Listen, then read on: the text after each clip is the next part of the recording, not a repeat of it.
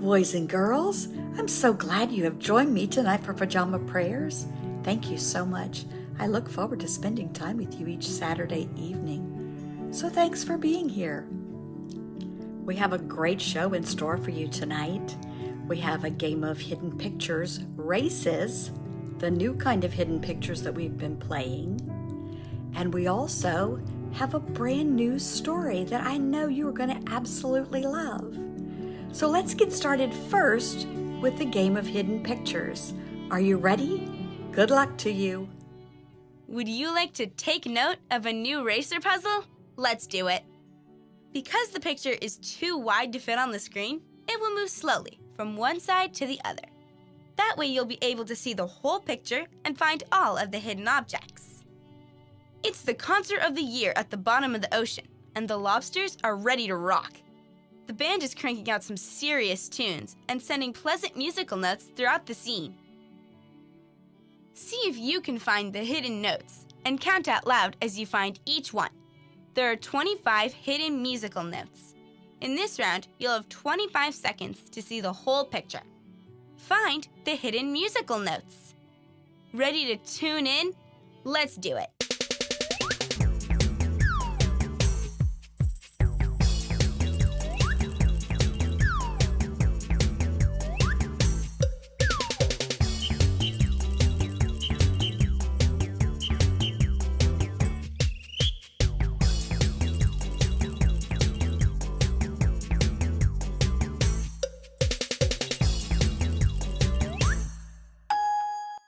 How many notes did you find? If you found 10, you're a musical genius. Okay, let's try it again. Only this time, you'll have a whole minute to find as many notes as you can. Ready? Go!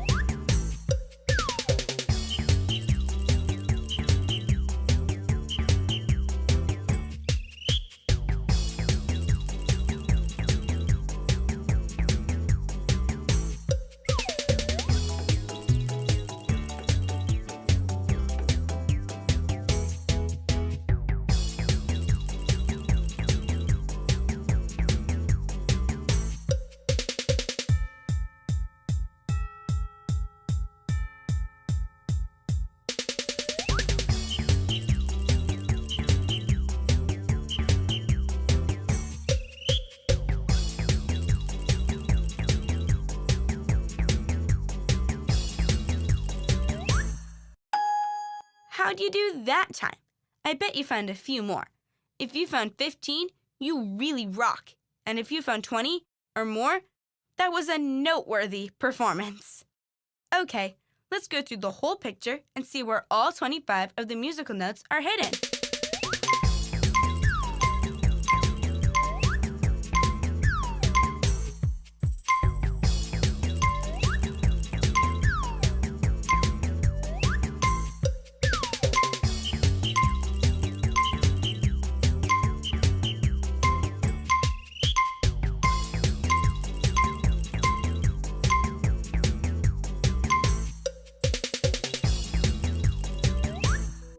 That lobster concert looks like fun.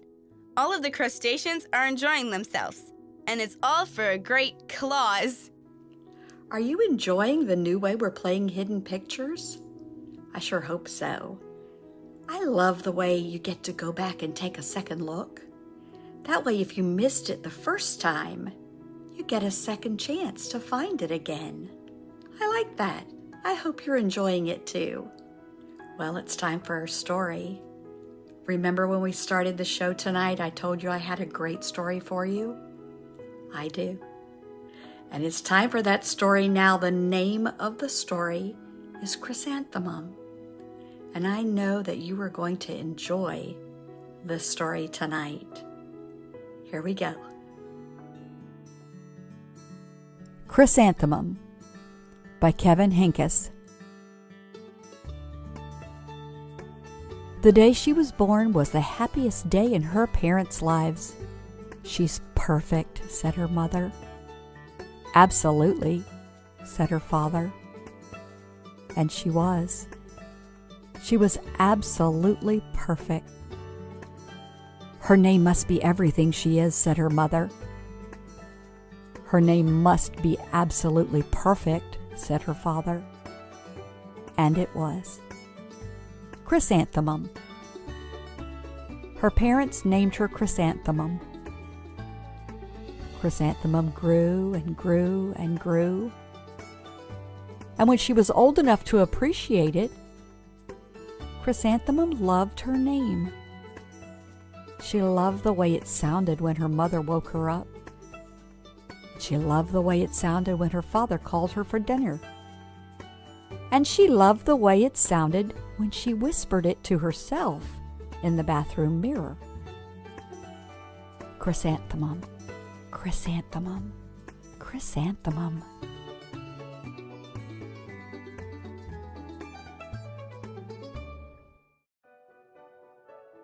Chrysanthemum loved the way her name looked when it was written with ink on an envelope. She loved the way it looked when it was written with icing on her birthday cake.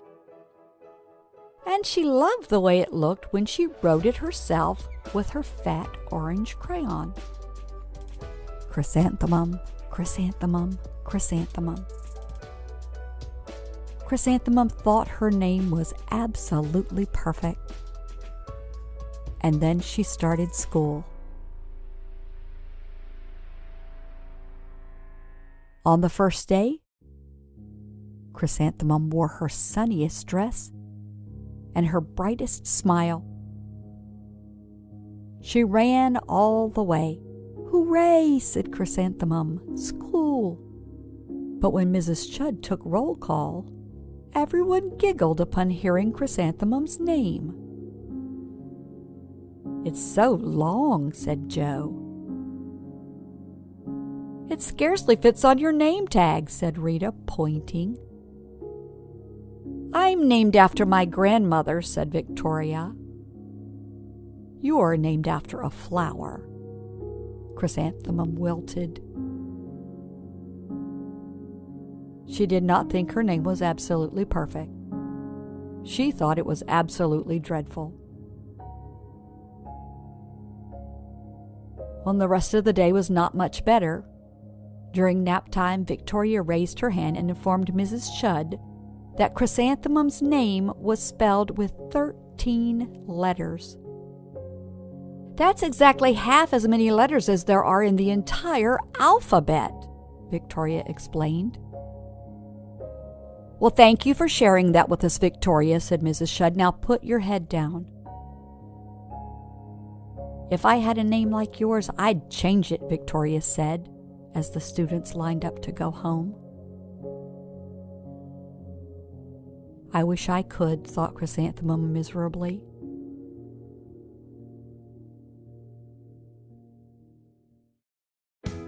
"Welcome home," said her mother. "Welcome home," said her father.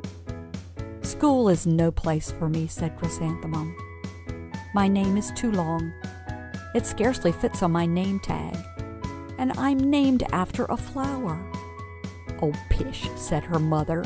"Your name is beautiful, and precious, and priceless, and fascinating, and winsome," said her father. "It's everything you are," said her mother. "Absolutely perfect," said her father. Chrysanthemum felt much better after her favorite dinner, macaroni and cheese with ketchup, and an evening filled with hugs and kisses and parcheesi. That night, Chrysanthemum dreamed that her name was Jane. It was an extremely pleasant dream.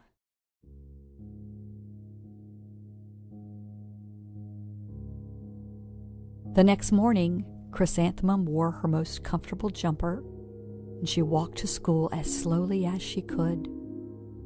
She dragged her feet in the dirt. Chrysanthemum, chrysanthemum, chrysanthemum. "She even looked like a flower," said Victoria as Chrysanthemum entered the playground. "Let's pick her," said Rita, pointing. "Let's smell her," said Joe. Chrysanthemum wilted. She did not think her name was absolutely perfect. She thought it was absolutely dreadful. The rest of the day was not much better. During nap time, Victoria raised her hand and said, "A chrysanthemum is a flower. It lives in a garden with worms and other dirty things." "Thank you for sharing that with us, Victoria," said Mrs. Chudd. "Now put your head down."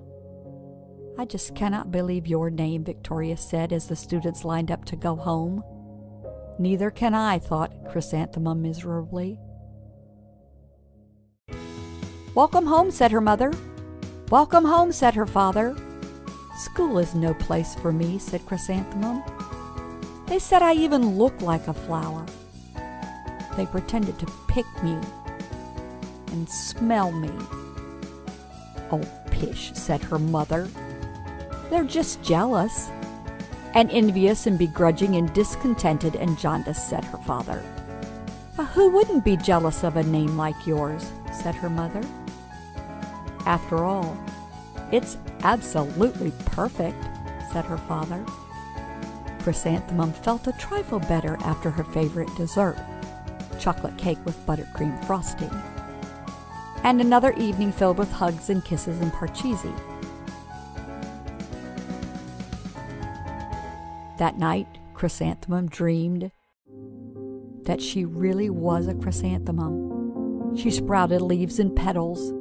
Victoria picked her and plucked the leaves and petals one by one until there was nothing left but a scrawny stem. It was the worst nightmare of Chrysanthemum's life.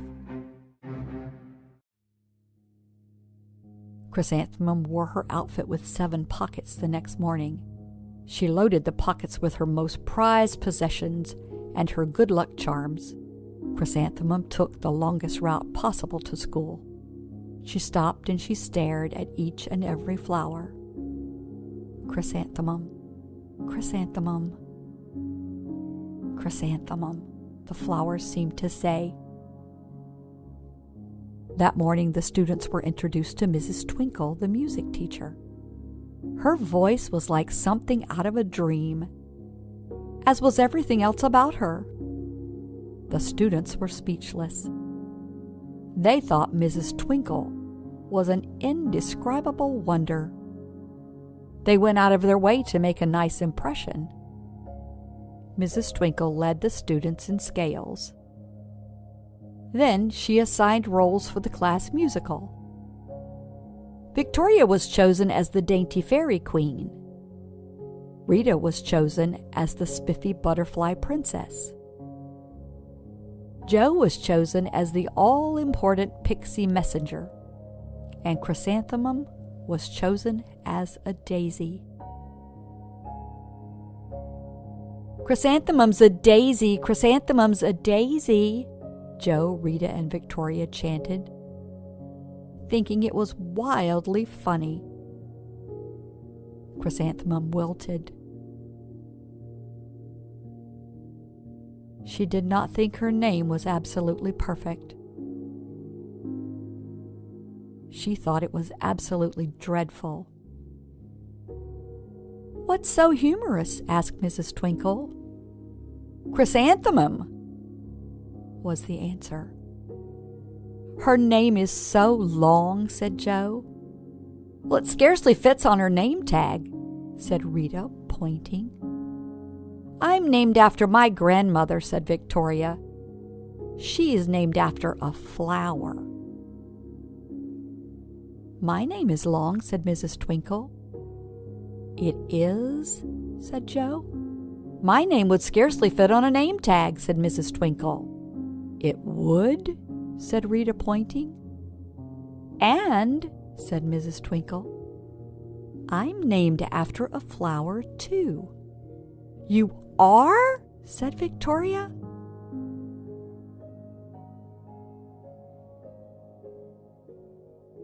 "Yes," said Mrs. Twinkle. "My name is Delphinium. Delphinium Twinkle. And if my baby is a girl, I'm considering Chrysanthemum as a name. I think it's absolutely perfect." Chrysanthemum could scarcely believe her ears. She blushed. She beamed. She bloomed. Chrysanthemum, chrysanthemum, chrysanthemum. Joe, Rita, and Victoria looked at Chrysanthemum longingly. "Call me Marigold," said Joe. "I'm Carnation," said Rita, pointing. "My name is Lily of the Valley," said Victoria. Chrysanthemum did not think her name was absolutely perfect. She knew it. The end.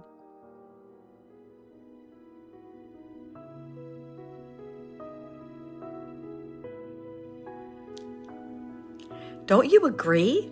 That was a good story, wasn't it? With a great lesson about being kind. I felt kind of sad for Chrysanthemum when we first started the story because her friends at school were so unkind to her.